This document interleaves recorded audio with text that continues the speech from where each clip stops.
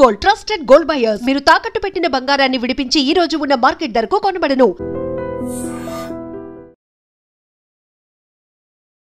Welcome to iDream Media.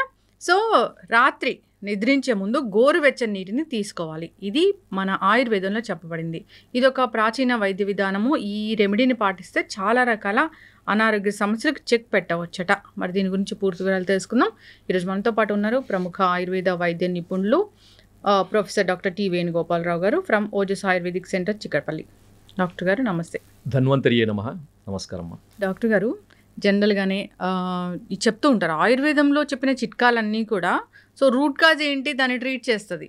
So దానివల్ల మిగతా వచ్చే కాంప్లికేషన్స్ అన్నీ కూడా తగ్గిస్తూ ఉంటుంది. అయితే రాత్రిపూట గోరువెచ్చని నీళ్ళు తీసుకోవాలని ఈ ఆయుర్వేద గ్రంథాల్లో చెప్పబడింది. ఇది ఒక ప్రాచీనమైన ఒక రెమెడీ. అసలు ఏంటి డాక్టర్ గారు? ఇప్పుడు మీరు అడిగిన ఈ విధానాన్ని ఆయుర్వేద పరిభాషలో లేకపోతే ఆయుర్వేద వైద్య విధానంలో నిషి ఉష్ణోదక పానం అని చెప్పారనమాట. ఉష్ణోదక పానం. నిషి అంటే రాత్రి, ఉష్ణోదకం అంటే వేడి నీళ్ళు, పానం అంటే తాగడం. సింపుల్. రాత్రిపూట వేడి నీళ్ళు లేకపోతే గోరువెచ్చని నీళ్ళు తాగడం. నిషి ఉష్ణోదక పానం అని మనకు చాలా ఆయుర్వేద గ్రంథాలలో, ముఖ్యంగా భైషజ్య రత్నావళి, యోగరత్నాకరము, బసవరాజీయము ఇలాంటి గ్రంథాలలో మనకి దీని గురించి బాగా చెప్పారనమాట. అయితే ఈ నిషి ఉష్ణోదక పానం అంటే ఏంది, ఎలా తాగాలి, ఎవరు తాగాలి, ఎంతకాలం తాగాలి, ఇవన్నీ ప్రశ్నలు. సో దాదాపుగా నేను నా దగ్గరికి వచ్చే ఎక్కువ మంది పేషెంట్స్కి సజెస్ట్ చేసేది అంటే 170% మందికి, అంటే వాళ్ళ అవసరం, ఇది తాగాల్సిన అవసరం వాళ్ళకి ఇది నేను సజెస్ట్ చేస్తాను. దాదాపు 15 ఏళ్ల నుంచి నేను ఇది సజెస్ట్ చేసుకుంటూ వస్తున్నాను. అద్భుతమైన ఫలితాలు ఉంటాయమ్మా. చాలా సింపుల్ రెమెడీ, సింపుల్ చిట్కా. మన చిట్కా అంటే మనము ఏదో మనము దీన్ని చిన్న చూపు చూడొద్దు, దాంట్లో ఎంతో సైంటిఫిక్ రీజన్ ఉంటుందన్నమాట. నేను చెప్తాను దీన్ని ఎలా చేసుకోవాలి. నిషి ఉష్ణోదక పానం అంటే ముఖ్యంగా ముందు ఉష్ణోదకం అంటే వేడి నీళ్ళు, దాన్ని ఎలా తయారు చేయాలి, ఎట్లా చేసుకోవాలి అంటే మామూలు మన ప్రిపరేషన్ కూడా చాలా వేరుగా ఉంటుంది. ఏదో నీళ్లు గోరువెచ్చ చేసుకొని పొయ్యి మీద పెట్టి గిన్నెలో వేడి నీళ్ళు వేసుకొని తాగడం కాదు, దానికి ఒక పద్ధతి ఉంటుంది అన్నమాట. సో ఆ పద్ధతి ఎందుకు చెప్పారనేది కూడా దానికి రీజన్ చెప్తాను. ముందుగా ఎలా చేసుకోవాలంటే మామూలుగా మనం తాగే నీళ్లు, చాలామందికి అపార్ట్మెంట్లు ఉన్న వాళ్ళకి RO నీళ్లు మాత్రమే దొరుకుతాయి. లేదు కొంతమందికి మున్సిపల్ ట్యాప్ నీళ్లు దొరుకుతాయి, కొంతమందికి బావి నీళ్లు దొరుకుతాయి, మినరల్ వాటర్ కూడా దొరుకుతాయి. కాకపోతే ఏంటంటే వీలైనంత వరకు మినరల్ వాటర్ అవాయిడ్ చేయండి, RO వాటర్ కూడా అవాయిడ్ చేయండి వీలైతే.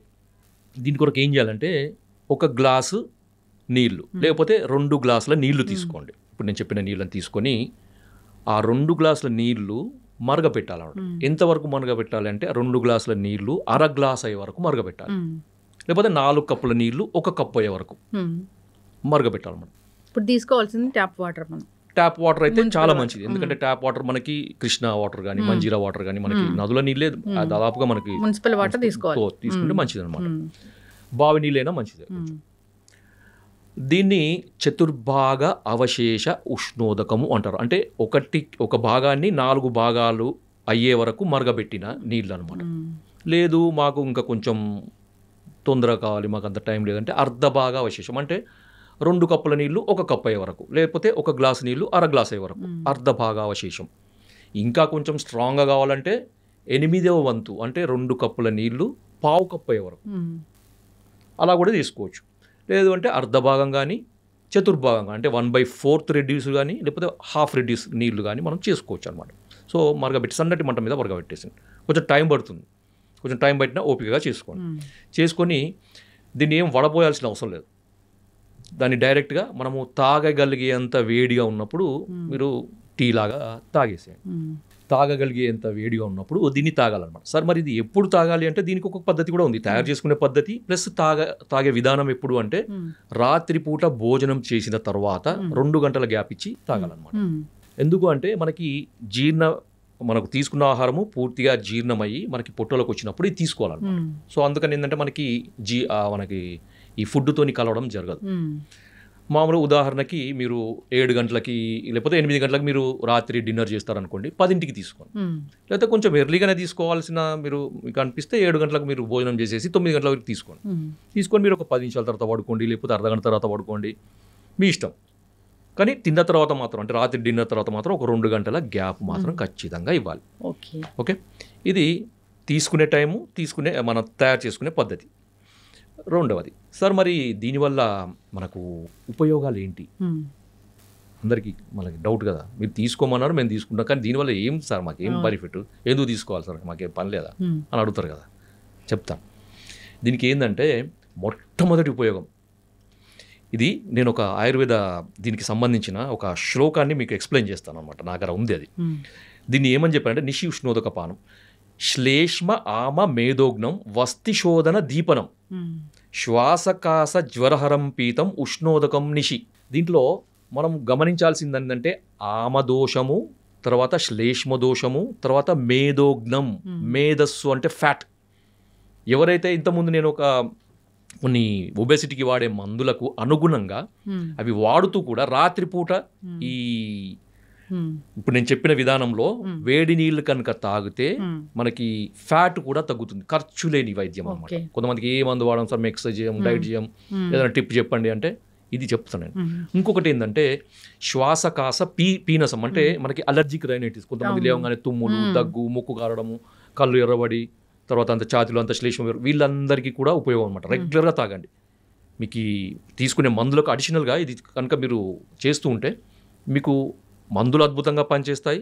మందులు ఎక్కువ కాలం వాడాల్సిన అవసరం లేకుండా తక్కువ కాలంలో వాటి రిజల్ట్స్ కనపడతాయి అనమాట. తర్వాత ఇంకొకటి కాన్స్టిపేషన్, ఉదయం లేవగానే చక్కగా మోషన్ అవుతుంది, ఫ్రీగా మోషన్ అవుతుంది.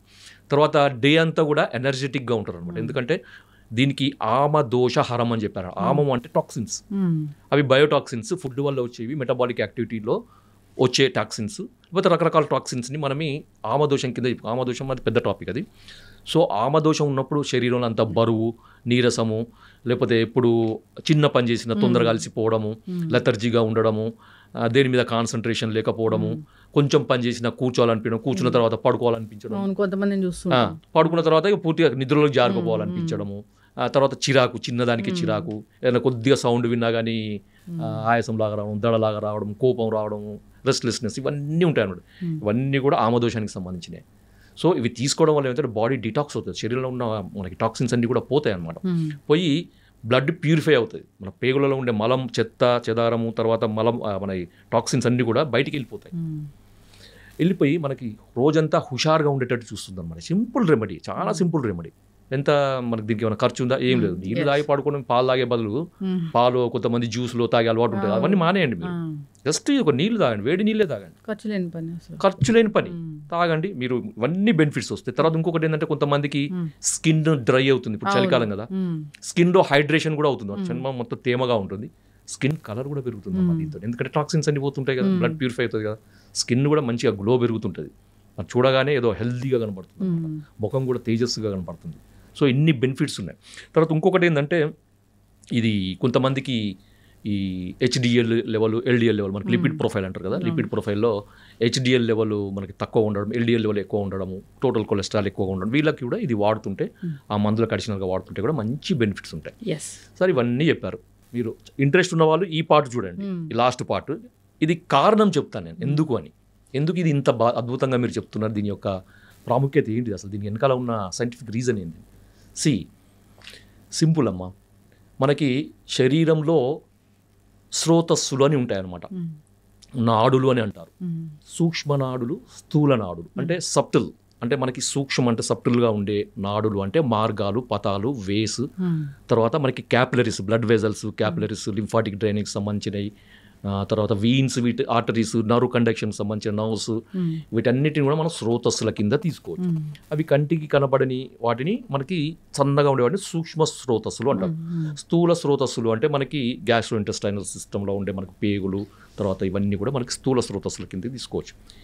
వీటన్నిటి కూడా మార్గాలు అన్నమాట. అంటే మనకి వాత, పిత్త, కఫాలు కానీ, ఆహారం కానీ, తర్వాత రసధాతు కానీ, ధాతులు కానీ, రక్తం కానీ, మలినాలు కానీ, ద్రవ పదార్థాలు కానీ, ఒక మనకి నర్వ్ కండక్షన్ కానీ ఒక దగ్గర నుంచి ఇంకో దగ్గరికి మూవ్ కావాలంటే ఈ స్రోతస్సులు క్లియర్గా ఉండాలి. ఓకే, ఎప్పుడైతే ఈ స్రోతస్సులలో లేదా ఈ మార్గాలలో, ఈ దారులలో అడ్డంకులు ఉంటాయో వాటిని స్రోతావరోధము అంటారు. ఈ స్రోతావరోధము తొలగిపోవడానికి అగ్నితత్వం కావాలి. అంటే ఒక ఫైర్ ఎనర్జీ అన్నమాట. ఒక ఫైర్ ఎనర్జీ ఉన్నప్పుడు ఏంటంటే ఆ స్రోతస్సులు అనేవి బ్రేక్ అవుతాయి, ఎందుకంటే వాటిలో ఉండే అడ్డంకులు అనేవి కరిగిపోతాయి అన్నమాట. సో మేధో ధాతు ఫ్యాట్ వల్ల కానీ అది అడ్డంకి ఉండొచ్చు, శ్లేష్మ ధాతు వల్ల కానీ ఉండొచ్చు కదా. సో వీటి వల్ల వచ్చే శ్రోతావరోధం పోవడానికి అగ్ని యొక్క తత్వం అవసరం అనమాట. మనము అగ్ని యొక్క తత్వాన్ని నేరుగా మనం తీసుకోలేము. మనం మంటం లోపలికి తీసుకోగలుగుతాం, ఫైర్ లోపలికి మింగగలుగుతాం లేదు. సో దాని కనుక ఏం చేస్తున్నామంటే ఈ అగ్నితత్వాన్ని జలానికి ఆపాదిస్తున్నాం. సో మనం వేడి చేయడం వల్ల ఏమవుతుందంటే ఈ అగ్నితత్వము ఆ నీటిలోకి పోయి మనం తీసుకున్నప్పుడు అగ్నితత్వం అనేది ఈ స్రోతస్సులని మనకి ఛానల్స్ ని ఓపెన్ చేస్తుంది అన్నమాట. సో అప్పుడు ఈ శ్రోతావరోధం తొలగిపోయి అవి ఛానల్స్కి అంత రక్త ప్రసారం బాగా జరుగుతుంది, నర్వ్ కండక్షన్ బాగా జరుగుతుంది, మనకి ఈ ఆహారం యొక్క జీర్ణ వ్యవస్థకు సంబంధించిన మూమెంట్స్ అవన్నీ కూడా నార్మల్గా ఉండి ఆరోగ్యం చేయకూడదు. ఇది దీంట్లో ఉండే సైంటిఫిక్ రీజన్. ఖచ్చితంగా డాక్టర్ గారు చాలా చక్కగా చెప్పారు. ఎన్నో ఏళ్ళ ఎక్స్పీరియన్స్ మీది ఈ ఆయుర్వేదంలో.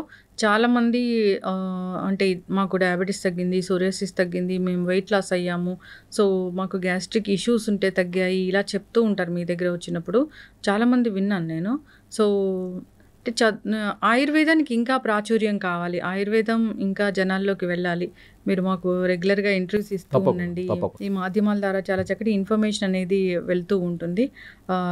ఖచ్చితంగా డాక్టర్ గారు అందరూ కూడా పాటించాలని కోరుకుందాం. ఏదో గోల్డెన్ మిల్క్ అది ఇదని చెప్తూ ఉంటారు, అది కాదు. అసలు ఆయుర్వేదం గ్రంథాల్లో ప్రాచీనంగా ఇది ఎప్పటి నుంచో చెప్పబడిన ఒక ఆరోగ్య రహస్యం. పాటించాలని కోరుకుందాం, ఆరోగ్యంగా ఉండాలని కోరుకుందాం.